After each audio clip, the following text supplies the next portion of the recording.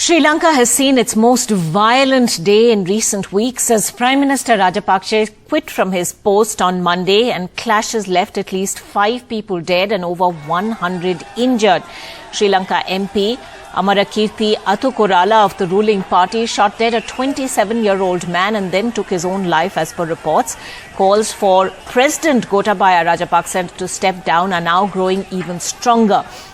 A nationwide curfew is in place until Wednesday. The army has been deployed in the streets of Colombo as well. Well, joining us on Good Morning India now is Shanakiyan Rasamanickam. He's an opposition MP in Sri Lanka, part of the Tamil National Alliance. Thank you very much indeed, Mr. Rasamanickam, for speaking with NDTV at this difficult time for your country. Can you give us a sense of exactly how things are in the capital, Colombo, this morning, a day after those horrendously violent clashes? Also, just why did clashes turn so violent, in your opinion? Thank you for having me. In fact, President Gotabaya Rajapaksa declared a state of emergency in the country last Friday, just hours after Parliament was adjourned for 10 days. And we found it very suspicious that the President declared a state of emergency at the time. And we did even, some of the MPs did even say that we could see violence happen in the next few days with the state of emergency declared.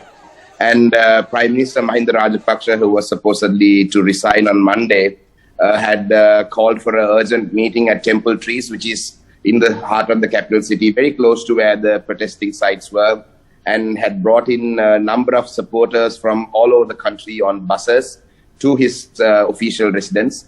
And just before his resignation, very fiery speeches were made by pro-Rajapaksa former ministers, instigating violence against the peaceful protesters. These peaceful protests have been happening for over 30 days now, and not a single instance of violence was reported. Right. And with all these hateful speech that was, in fact, former Minister Johnston Fernando's speech clearly said that the peaceful protesters may not remain for too long. And within minutes, we saw these goons were unleashed on peaceful protesters who were unarmed, who were civilians, who were young people, or women. Women were assaulted as well by these groups, and the police merely just watched. We saw very limited amount of police force was used, and in fact, in the news this morning, we can see that the secretary for the Ministry of Security, retired Major General from the army, again a loyalist of Rajapaksa, had informed the security to use the police to use minimum force to disperse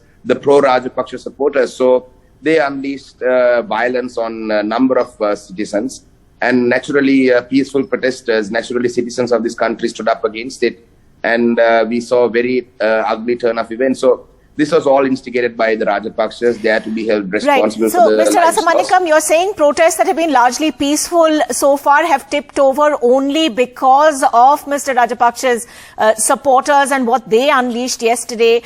What can you tell us about the Sri Lankan MP of the ruling party who apparently sort of fired on one protester and then was he responsible for taking his own life as well? What more do we know about that?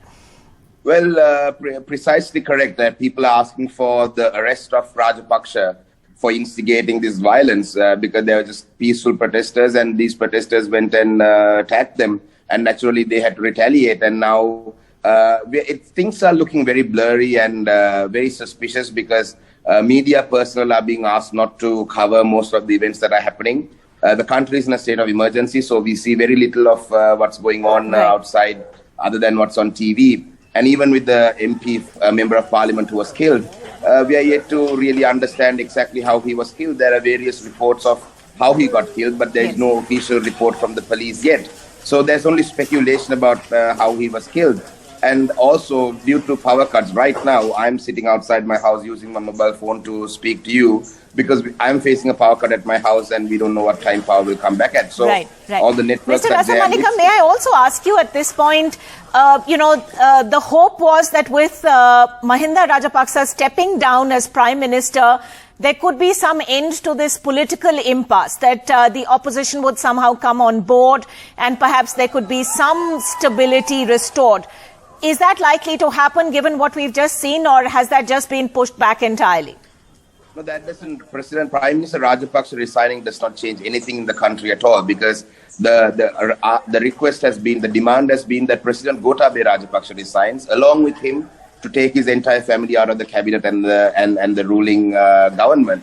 However, so this is just an eyewash that the president is trying to fool the public by saying that the brother has resigned. But Sri Lanka, which is governed by the executive and the legislature, and with President Gotabaya Rajapaksa coming into power, he strengthened himself by weakening parliament. So right now, parliament has very little authority over country's governance, whereas the president has most of the power. So I think the demands will increase now. There will be louder demands, and there will be more people demanding that President Rajapaksa not only resigns, but that the entire family is arrested, especially, and held accountable for all the heinous crimes that they've committed over the last 2 decades. And I think yesterday's was the tip of the iceberg for them. And I think they cannot go scot-free this time. People will not allow that. And the urgent request that we give in front of the people is to stay calm and not resort to violence, because we cannot resolve this through violence. We need to stay calm. It's very hard to stay calm when the state unleashes its terrorism on citizens, and citizens are expected to stay calm. But that's the only way forward. I think it will intensify. The calls for President Rajapaksa to resign and for him to be arrested will intensify over the next couple of days. And if no positive action is taken, and people will be pushed. I think, people were pushed into this place. Mr. Rasamanickam, one final question really. You know, you're saying that the violence in effect has been entirely from the Rajapaksa supporters, and that's what has tipped things over. But clearly there's been some retaliatory violence also, including the attack on the Rajapaksa family home, which was set on fire. We're seeing those visuals right now. Well, the instigators of this violence, when the state unleashes terrorism on its own citizens, naturally the citizens will resort to retaliate.